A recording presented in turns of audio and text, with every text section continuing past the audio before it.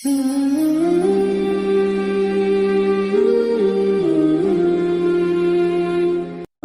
ہیں، اور کہا گیا ان منافقوں کو آؤ لڑو تم اللہ کے راستے میں یا دفع کرو لڑائی کو۔ کہنے لگے وہ اگر سمجھتے ہم اس کو کوئی اچھی لڑائی ضرور تمہاری اتباع کرتے۔ وہ کفر کے اس دن زیادہ قریب تھے ایمان کے مقابلے میں۔ کہتے ہیں وہ اپنے منہ سے جو نہیں ہے ان کے دلوں میں، اور اللہ زیادہ جانتا ہے اس کو جو وہ دلوں میں چھپاتے ہیں۔ سورہ آل عمران کی آیت نمبر 165، 66 اور 67، یہ تین آپ حضرات کے سامنے پڑھی اور ترجمہ کیا ہے۔ ان تینوں میں اللہ تبارک و تعالی نے غزوہ احد کے موقع پر جو منافقین کا طرز عمل تھا اس کو بیان فرمایا۔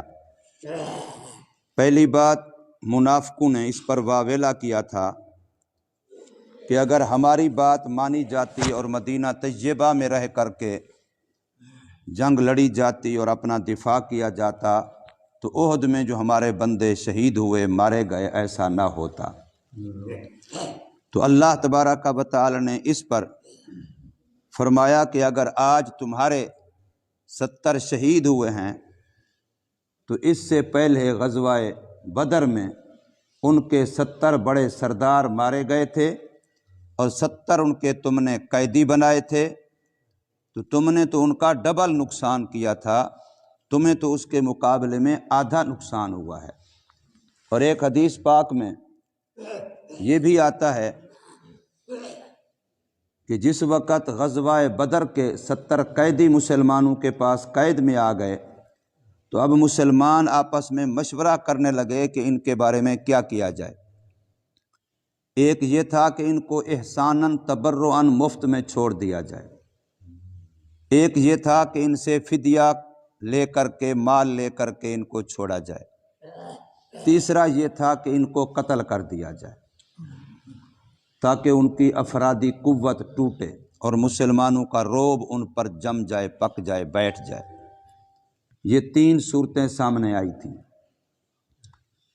اس وقت اللہ تبارک و تعالی کی طرف سے نبی پاک صلی اللہ علیہ وسلم سے یہ فرمایا گیا تھا کہ اگر آپ نے فدیہ لے کر کے ان کو چھوڑا تو پھر اتنے بندے آپ کے شہید کیے جائیں گے، اتنا آپ کو پھر نقصان اٹھانا پڑے گا۔ حضور صلی اللہ علیہ وسلم نے صحابہ کرام کے سامنے تینوں صورتیں رکھیں تو پھر بھی فیصلہ اسی پر ہوا کہ فدیہ لے کر کے ان کو چھوڑ دیا جائے، اور ایسا کیا گیا۔ تو گویا اگلی دفعہ جو جنگ احد میں 70 آدمی مسلمان شہید ہوئے وہ اس وجہ سے تھے۔ یہ بھی ایک حدیث پاک کا مفہوم ہے جو علماء نے کتابوں میں لکھی ہے۔ تو یہاں پر اللہ پاک فرماتے ہیں اولما اصابتکم مصیبہ، کیا جس وقت پہنچی تم کو ایک تکلیف، ایک مصیبت، یعنی غزوہ احد کے اندر کہ تمہارے بندے شہید ہوئے، تمہاری فتح شکست میں بدل گئی، تمہارا مال غنیمت تم سے چلا گیا، یہ تمہیں نقصان تکلیف پہنچی، نبی پاک صلی اللہ علیہ وسلم زخمی ہوئے، آپ کا خون مبارک بہا، آپ کا دانت مبارک شہید ہوا، تو یہ جو تمہیں تکلیف پہنچی قد اصبتم مثلیہا، تم اس کی ڈبل ان کو پہلے پہنچا چکے تھے، یعنی غزوہ بدر میں۔ لیکن اب بھی جب تمہارے اوپر یہ شکست آئی تو ایمان والے تو سمجھتے ہیں کہ سب حالات میرے اللہ کی طرف سے ہیں، لیکن جو منافق لوگ کمزور ایمان والے تھے وہ کہنے لگے قلتم انا ھذا، یہ کیسے ہو گیا؟ ہم سچے، ہمارا نبی سچا، ہمارا دین سچا، ہمارا کلمہ سچا، پھر ہم پر شکست کیسے آ گئی؟ جیسے بہت سارے مسلمان آج بھی، میں نمازیں بھی پڑھتا ہوں، میں تلاوتیں بھی کرتا ہوں، میں دین کا کام بھی کرتا ہوں، پھر بھی میرے اوپر مصیبت آ گئی، وہ اس کو عجیب سمجھنے لگ جاتے ہیں۔ حالانکہ تیری نیکیاں تیری آخرت کے لیے ہیں، تیری نیکیاں تیری مصیبتیں دنیا کی ٹالنے کے لیے نہیں ہیں۔ حالات نبیوں پر، ولیوں پر، نیک لوگوں پر زیادہ تکلیف والے آئے ہیں، یہ حقیقت ہے۔ العطایا علی قدر البلایا، اللہ کی آزمائشیں نیک لوگوں پر زیادہ آتی ہیں اور اللہ پھر ان کو اپنے قرب کے درجات بھی زیادہ نصیب فرماتا ہے۔ تو تم ان کو اس سے ڈبل پہلے تکلیف پہنچا چکے ہو، اور پھر بھی تم نے یہ کہا کہ یہ کیسے ہم پر شکست آ گئی، ہم تو حق والے کلمے والے۔ تو اللہ نے اس کے جواب میں فرمایا قل ھو من عند انفسکم، یہ تمہاری اپنی طرف سے ہے۔ تمہاری شکست، تمہاری یہ مال غنیمت سے محرومی، تمہارے یہ بندوں کی شہادت، یہ تمہاری اپنی وجہ سے ہے کہ تم نے نبی پاک صلی اللہ علیہ وسلم کے حکم کے مطابق وہ مورچے پر قائم نہیں رہے، وہ چھوڑا تم نے۔ تو حضور صلی اللہ علیہ وسلم کی اس بات کو نہ ماننے کی وجہ سے یہ مسئلہ تم پر پیش آیا، یہ تمہاری وجہ سے ہے۔ اس لیے قرآن اور جگہ پر کہتا ہے ظہر الفساد فی البر والبحر بما کسبت ایدی الناس، کہ دنیا میں کہیں بھی کوئی فساد و بگاڑ نظر آتا ہے تو یہ بندوں کے اپنے اعمال کی نحوست ہے، ان کی اپنی بدعمالی کی وجہ سے ہے۔ ظہر الفساد فی البر، چاہے وہ خشکی میں ہو، والبحر، چاہے وہ سمندر و دریاؤں پانیوں کے اندر ہو، تو یہ سے آتے ہیں۔ تو فرمایا قل ھو من عند انفسکم، پتہ چلا کہ حالات جب مشکل آ جائیں اس وقت بھی اپنا تعلق اللہ سے نہ ٹوٹنے دینا، اصل میں ایمان یہ ہے کہ حالات مشکل ہوں، حالات ناساز ہوں، حالات ناگوار ہوں، پھر بھی بندہ اپنا رشتہ، اپنا تعلق اپنے اللہ سے نہ ٹوٹنے دے، بلکہ اس کو مضبوط سے مضبوط تر بناتا چلا جائے، یہ ایمان ہے۔ اور اگر بندہ حالات کو دیکھ کے پلٹتا ہے تو پھر تو اس کا مطلب ہے یہ خدا کا تابع دار نہیں ہے، یہ حالات کا تابع دار ہے، پھر تو یہ حالات کے تابع چل رہا ہے، خدا کا تابع دار نہیں ہے۔ اور علماء کہتے ہیں کہ عالم کا کام ہی اصل میں حالات کا مقابلہ ہے۔ حدیث پاک میں جگہ پر آتا ہے کہ جس وقت دنیا میں فتنے ظاہر ہو جائیں، اب عالم کا کام ہے کہ وہ میدان میں آئے۔ یہ نہیں ہے کہ اب وہ چھپ کر کے بیٹھ جائے جی حالات ناگوار ہیں، حالات ناساز ہیں۔ اور فرمایا جب صحابہ کرام رضوان اللہ تعالی کو برا بھلا کہا جانے لگے، اب عالم کا فرض ہے فَلْيُظْهِرِ الْعَالِمُ عِلْمَهُ، اب جرت کے ساتھ اپنے علم کو ظاہر کرے۔ اگر حالات ابو بکر صدیق کے زمانے جیسے ہوں، پھر ہمارے جیسے مولویوں کی ضرورت ہی نہیں ہے۔ سارے لوگ اگر خود بخود نمازی ہوں، خود بخود دیندار ہوں، خود بخود اللہ کے حکم کو ماننے والے، پھر ہماری کیا ضرورت ہے؟ ہمیشہ علاج کی ضرورت تو بیماری کے وقت آتی ہے۔ سارے لوگ صحت مند ہوں، کوئی ہسپتال کہاں بنائے گا؟ پھر ڈاکٹر کی کیا ضرورت ہوگی؟ علماء روحانی ڈاکٹر ہیں، علماء ایمانی ڈاکٹر ہیں، علماء لوگوں کی آخرت میں جو آخرت کو نقصان دینے والی جو بیماریاں لگتی ہیں ان کے معالج ہیں۔ بیماریاں عام ہوں اور عالم چھپ کر کے بیٹھ جائے، یہ قیامت میں پکڑا جائے گا، اس کی ذمہ داری بڑھ جاتی ہے۔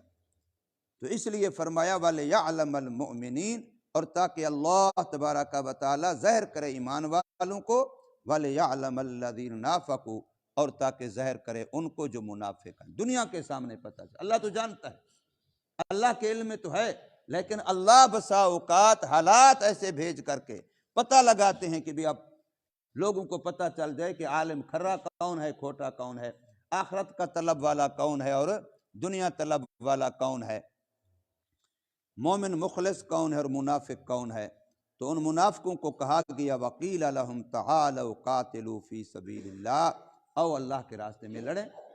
تو 300 آدمی عبداللہ بن ابی رئیس المنافقین کے ساتھ وہ وہیں کھڑے ہو گئے کہ ہم نے نہیں جانا، وہ بہت زیادہ ہیں، ہم بہت تھوڑے ہیں، ان کے ہتھیار بہت زیادہ ہیں، ہمارے ہتھیار بہت کم ہیں، خام خواہ اپنے آپ کو موت کے منہ میں ڈالنا ہے، یہ کوئی ڈھنگ کی لڑائی ہے، یہ جوڑی نہیں بنتا لڑائی کا، ہم 1000 ہیں وہ 5000 ہیں، ہمارے پاس گھوڑے تلواریں زرہیں اتنی ہیں، ان کے پاس تو اس سے کئی گنا زیادہ ہیں، پھر خام خواہ کے لیے ہم اپنے آپ کو موت کے منہ میں ڈالیں، ایسی کوئی لڑائی نہیں، لڑائی ہوتی ہے کم از کم طاقت کا توازن تو ہو۔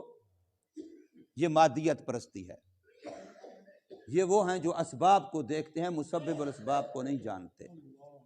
تو انہوں نے کہا کہ جب ان کو دعوت دی ابدفعوا، یا پھر دوسرا طریقہ چلو لڑتے نا، اہل حق کی جماعت میں کھڑے رہو، ہم 700 کے بجائے 1000 تو نظر آئیں گے، ہماری تعداد تو بڑھاؤ۔ اور یاد رکھو یہ مستقل ایک حدیث ہے کہ اہل حق کی تعداد کو بڑھانا، یہ کئی دفعہ ختم نبوت کے معاملے میں جب مسئلے پہ یہ کہتے ہیں کہ تمہارے جانے آنے سے کچھ نہیں ہوگا، لیکن تمہارے جانے سے یہ ہوگا کہ اہل حق کی جماعت اور ان کی افراد تعداد زیادہ نظر آئے گی۔ یہ بھی تمہارے لیے ایک مستقل نیکی ہے کہ تم اپنا وزن اس پلڑے میں ڈالو جس پلڑے میں اہل حق ہیں، ان کی تعداد کو بڑھانا اور باطل کی گناہ والوں کی تعداد کو کم کرنا، یہ مستقل ایک نیکی ہے۔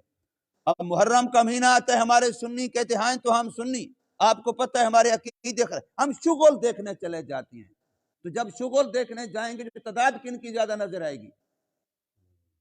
شیعوں کی تعداد زیادہ نظر آئے گی۔ تو وہ بین الاقوامی طور پر دیکھو ہمارے پاس اتنا بڑا مجمع ہوتا ہے، ہمارے اتنے لوگ ہوتے ہیں، تو تم نے گناہ کیا ہے اس لیے کہ تم نے باطل والوں کی تعداد بڑھائی ہے۔ اور رائیونڈ کے اجتماع میں اور کوئی فائدہ بھی نہ ہو، لیکن دنیا کو پیغام تو جائے گا کہ لاکھوں انسان جمع تھے، تعداد تو اہل حق کی بڑھے گی، تعداد تو دینداروں کی بڑھے گی، چاہے تم کسی اپنے کام بھی گئے ہو۔ ایک نیکی تو یہ ہے کم از کم، تو اس لیے ہمیشہ اہل حق کی تعداد بڑھانا یہ مستقل ایک نیکی ہے، اور باطل والوں کی تعداد کو کم کرنا۔ تو ان کو ایک یہ کہا کہ آؤ ہمارے ساتھ لڑو، چلو اگر لڑ نہیں سکتے تو ہمارے ساتھ تعداد بڑھانے کے لیے دشمن کو دیکھ کے اس پر روب تو پڑے گا، ابدفعوا، اس سے ہی جنگ دفع ہو جائے گی، دشمن پر روب پڑے گا۔ یہ دوسرا نمبر منافقوں کو کہا گیا، لیکن انہوں نے آگے سے جواب یہ دیا، قالوا لو نعلم قتالا لاتبعناکم، اگر ہم اس کو کوئی ڈھنگ کی لڑائی سمجھتے پھر تمہاری اتباع کرتے، یہ تو کوئی لڑائی ہی نہیں ہے، ہم 1000 ہیں وہ 5000 ہیں، ہمارے پاس اسلحہ، ہمارے پاس گھوڑے، ہمارے پاس اونٹ، وہ نہ ہونے کے برابر ہے، ان کے پاس کئی گنا زیادہ ہے، یہ تو اپنے آپ کو موت کے منہ میں ڈالنے والی بات ہے، اس لیے ہم ایسا نہیں کرتے۔ وہ وہاں سے پیچھے واپس چلے گئے۔ تو اللہ اس میں فرماتے ہیں ہم للکفر یومئذ اقرب منہم للایمان، کہ دو صفتیں ہیں، ظاہری طور پر تو وہ ایمان کا دعویٰ کرتے تھے، اندر میں ان کے کفر تھا، اور اس وقت ان کا کفر غالب تھا اور ان کا ایمان مغلوب تھا۔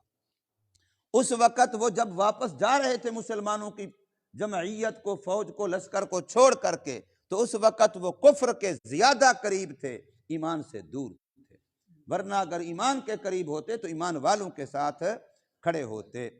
یقولون بافواہہم، اور جو کچھ وہ اپنے منہ سے کہہ رہے ہیں کہ جی ان کی تعداد زیادہ ہے، ان کا اسلحہ زیادہ ہے، فلاں ہے، یہ باتیں اصل نہیں ہیں، اصل اندر کا کفر اور نفاق ہے۔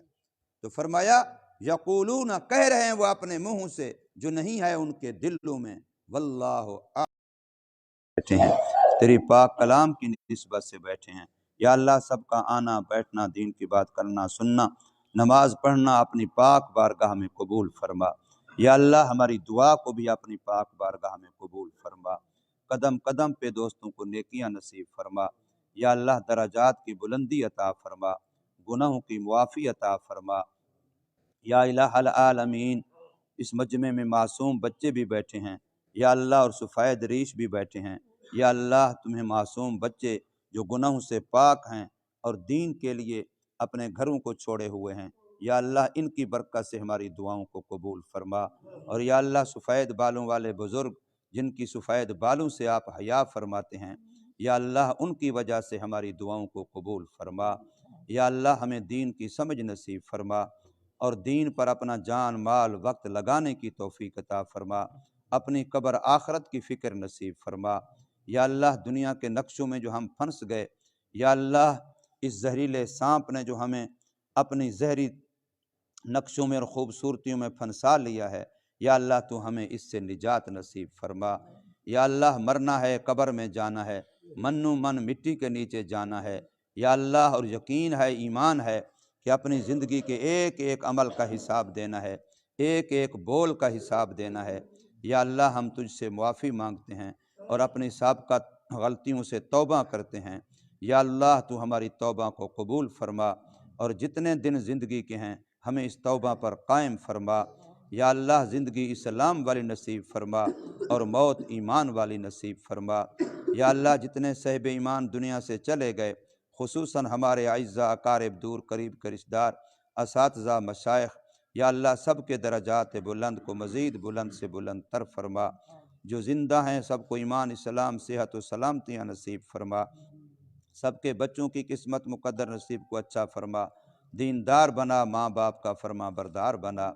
یا اللہ سب کے گھروں میں خیریں، برکتیں، عافیتیں، رحمتیں نصیب فرما۔ بیماروں کو شفا نصیب فرما، پریشانیوں کو دور فرما، مشکلات کو آسان فرما۔ یا اللہ جو ہمارے بھائی مسلمان ابھی تک بیچارے سجدوں سے محروم ہیں، یا اللہ ان کو سجدے کی توفیق عطا فرما۔ جو قرآن کی تلاوت سے محروم ہیں ان کو قرآن کی تلاوت کی توفیق عطا فرما۔ جو درود پاک سے محروم ہیں ان کو درود پاک کی توفیق عطا فرما۔